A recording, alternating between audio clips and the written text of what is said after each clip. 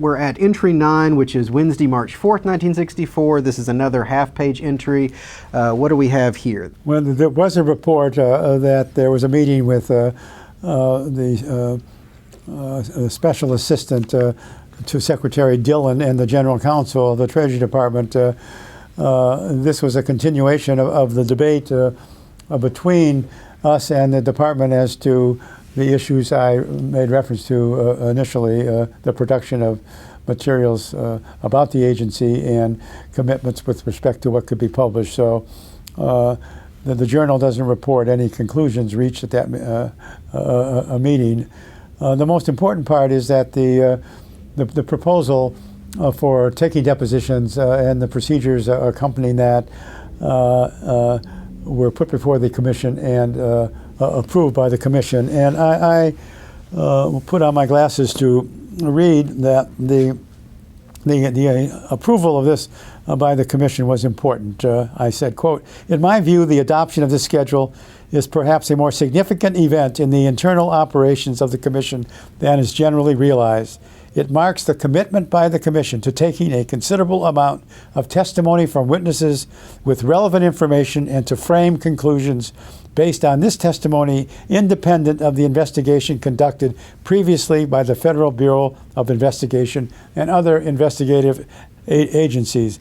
Assuming that the commission's record in the taking of this testimony is decent, I think that the fact that the commission has proceeded in this way will win for its final report a much greater degree of public acceptance than would otherwise have been the case."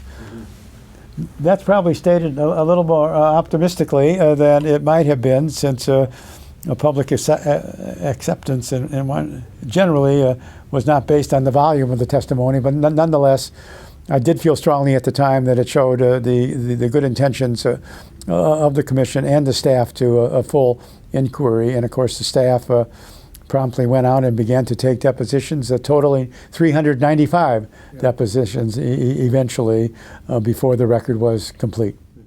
And these were attorneys, but they were in many ways, in this case, functioning as investigators, even though they did rely upon the FBI for certain things. Well, that's true, but I think I don't like your reference to the fact they relied on the FBI. Of course they relied on the FBI and other investigative things in identifying the people to be interviewed, but in terms of the questions they asked and so forth, might have been significantly different than those that had been asked previously. So it is important to say that, yes, indeed, it did go beyond the FBI, but the FBI did play a role in helping us at the outset in identifying persons of interest, as we say. This entry that we've been looking at here is entry 10 from March 5th, 6th, and 7th. I do want to go back to entry 9 because we skipped over that one. Entry 9 is where the verdict of guilty was returned in the Hoffa case, and also you just briefly mentioned that Mark Lane appeared before the commission. Really, my only question about this brief entry number 9 was Mark Lane had promised you he had evidence of Oswald's innocence. But in the end, as you mentioned in the journal, he really just delivered one of his assassination lectures almost verbatim. That must have been somewhat disappointing to you, I imagine, that after promising evidence of Oswald's innocence, he didn't really deliver. Well, it wasn't surprising. We really didn't anticipate that he had evidence, in fact.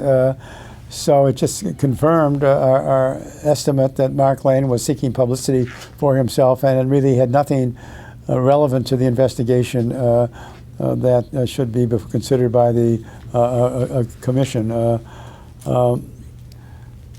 He also, as the journal indicates, he renewed his request to represent Oswald before the commission, and this was denied by the Chief Justice.